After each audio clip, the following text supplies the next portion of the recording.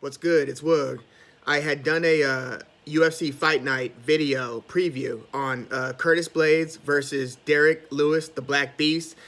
Curtis Blaydes caught COVID, so that fight was postponed. Here's the preview and the analysis for that fight. Enjoy. What's good? It's Woog.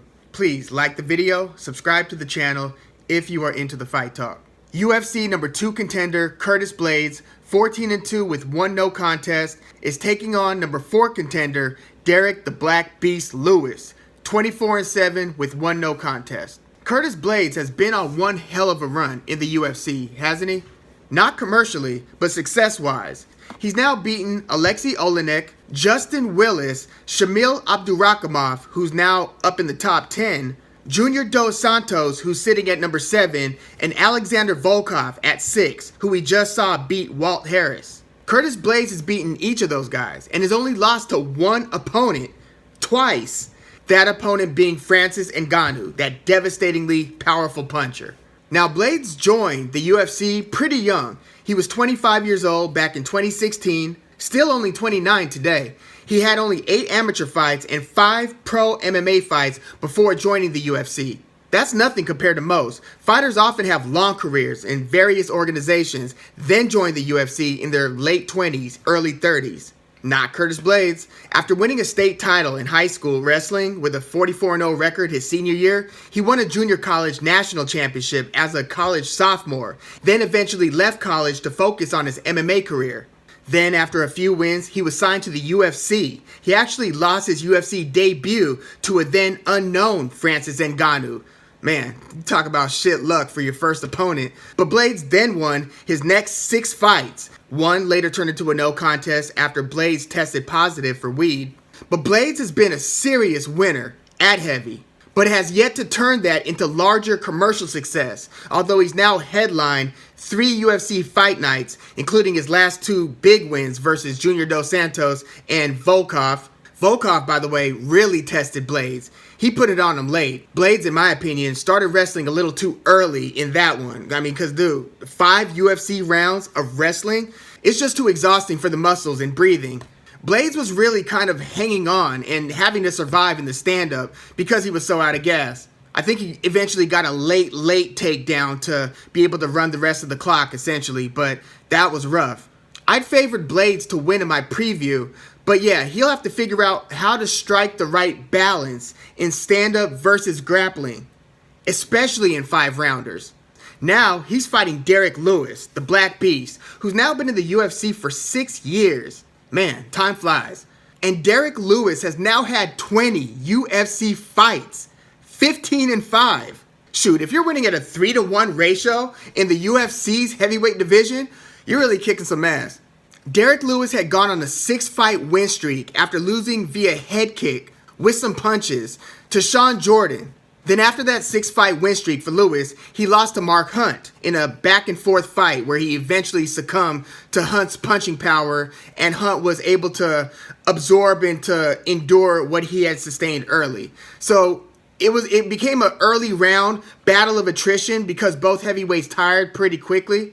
But that was a disappointing loss because he being Derrick Lewis was starting to build a name with the knockout win over Travis Brown, where Lewis gave his infamous "Where's Ronda Rousey's fine ass" post-fight comment before verbally TKOing fallen opponent Travis Brown about Brown's alleged domestic abuse incidents. That was kind of Derrick Lewis's original "my balls was hot" moment, but instead was on a regular fight night, not a Khabib versus Conor McGregor pay-per-view undercard. So Lewis loses to Mark Hunt, then goes on a 3-run tear, although the second of those 3 wins is one of the most boring fights ever. So it's hard to call it a tear, but a 3-run winning streak is a tear, but it's just that the second was that fight where people expected to see absolute combustion between Francis Ngannou and the Black Beast, but instead got Lewis decision winning in a fight that featured hardly any meaningful strikes landed. Lewis basically won with a few leg kicks and jabs. Neither guy seemed comfortable pulling the trigger over the course of 3 rounds. Bizarre showdown. But that was the second in a 3-fight Lewis win streak. The third was against Volkov, where Lewis scored that thunderous come-from-behind, show-stopping right hand, and I believe a hammer fist or two for good measure. Crazy victory over Volkov, and that's when Lewis delivered his viral balls was hot post-fight interview comment with Joe Rogan. So he scores that dramatic knockout over Volkov, less than 15 seconds away from losing a 3-0 decision. I mean, Lewis was losing like almost that whole fight.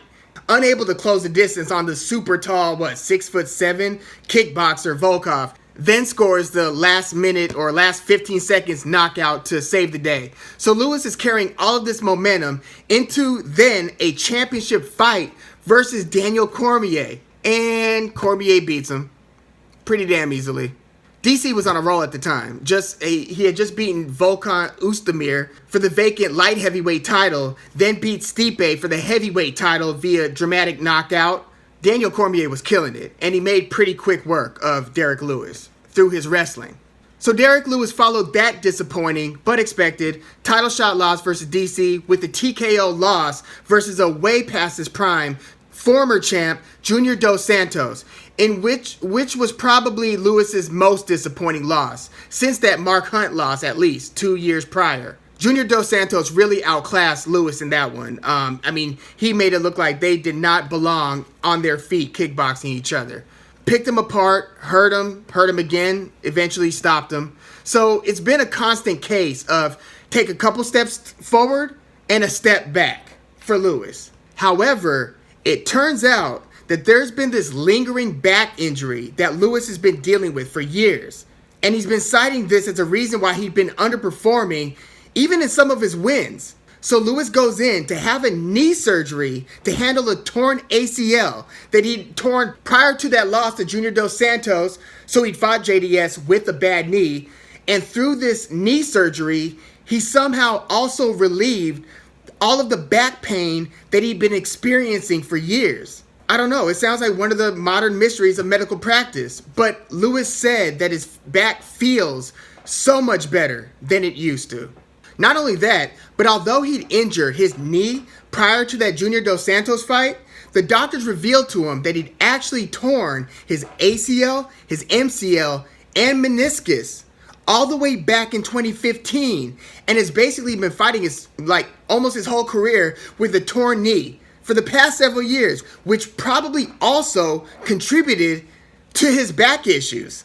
Long story short, in what has been this invincible cluster F of circuital, neural, spinal, just nervous connectivity, which has caused all types of injury and discomfort for Lewis now appears to be good to go. And he's now fought 3 times since that TKO loss to JDS, Junior Dos Santos, and is 3-0 in those fights. The latest being an awesome TKO performance versus Alexei Olenek, the 43-year-old, but on a 2-fight win streak, journeyman, longtime veteran.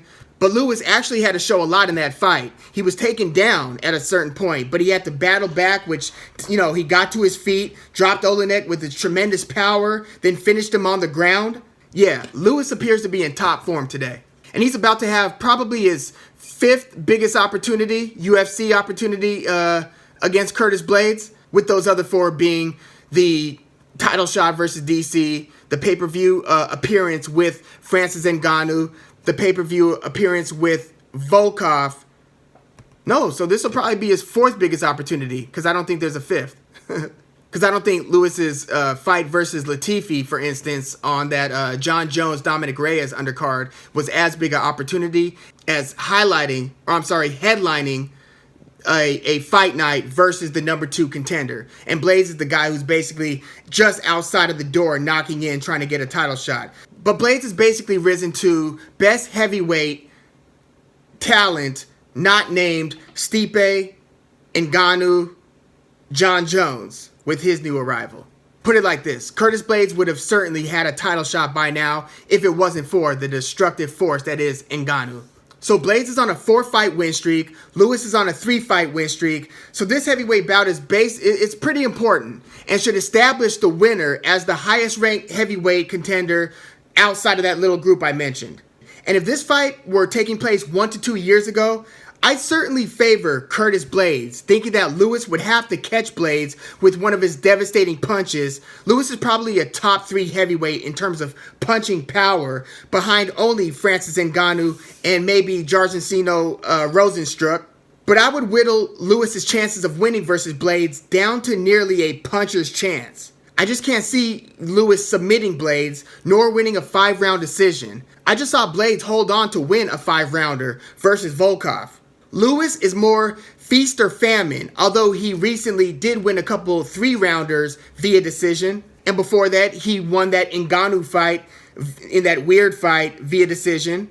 But 1 to 2 years ago, I say that there's a higher likelihood that Blaydes can take Lewis down, keep him down for a couple minutes per round, ground and pound and threaten submissions, and ride that out to win either via decision or via submission. Maybe even a TKO stoppage with the ground and pound if Lewis is unable to get up and Blaydes is feeling froggy and wants to really put a beating on Lewis.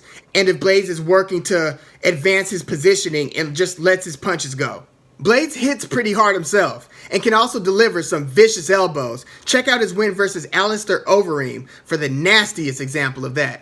But unlike 1 to 2 years ago, where I would have comfortably picked Blaydes, who again has still only lost to Ngannou, in 2020, it appears that Lewis's knee and back issues are now resolved and behind him, and I was very impressed by the way Lewis got to his feet after the takedown versus Olenek, showing a lot of core strength, and then turned the tide in his favor and finished Olenek, a grappling and submissions expert, on the ground. The Black Beast appears to be clicking on all cylinders: improved stamina, durability, core strength, and grappling strength, while still preserving his insane punching and kicking power. The guy's head kicks, by the way, aren't the fastest, but they're definitely not the slowest, and they come like an avalanche. You do not want to get hit with one of those. And those head kicks look crazy because, Derrick Lewis is so big and they're coming so fierce. And speaking of fierce, it's almost like, remember Street Fighter 2? If you were to put the R's and the L's on it, this is for the old Super Nintendo or arcade heads. The Street Fighter character throws a fierce versus a regular head kick, and that's kind of what Lewis's head kicks really look like. So we do appear to be getting a fresher and fuller version of Derrick Lewis at 35 years old. Perhaps his best since entering the UFC, if these nagging injuries did in fact extend all the way back 5 years. However, I think that Curtis Blaydes' advantages in his wrestling superiority should score him majority of the first 3 to 4 rounds. My guess is that Blaydes should be winning 2 rounds to 1 after 3, or even 3 rounds to 1 after the first 4. And I do think that in most grappling situations between the two, it'll be Blaydes that's in dominant position on the ground or is pressing Lewis up against the cage during the stand-up grappling.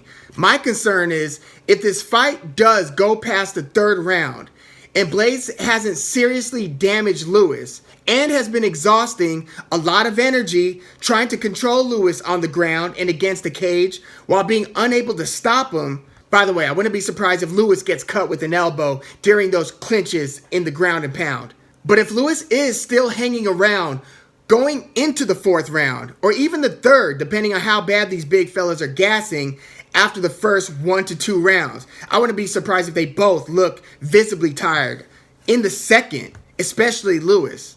But the longer this goes and the more wrestling Blaydes have been doing, the more of a chance Lewis has at hitting a late inning home run against Blaydes.